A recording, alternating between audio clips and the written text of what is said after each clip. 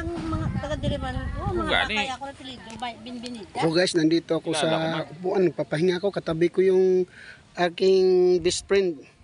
Yan na, defensive driver po ito. Kaya wala akong pangamba sa aming paglalakad. Sabi pala nila dito, pag ganitong oras talaga, hindi pa masyado maaga kami. Maya-mayang kunti daw, ang dami nang umakyat dito. Ano, kakababa lang sa kanilang service. Siguro baka mapuno ito mamaya.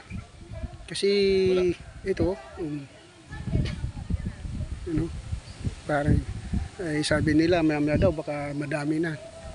Nangyari ba dito te na halos hindi na magkasiksikan ng ano? Control namin. Control. Lunes ako na, itong 13, awak ka pa. Siksikan talaga? 13 na ban. Oh, edi maswerte pala kami te kasi nauna kami dito. Oo, tingnan mo. Oh, yan na, si ma'am nagpapatunay na itong Agtalin si Ryan, dinadayo talaga.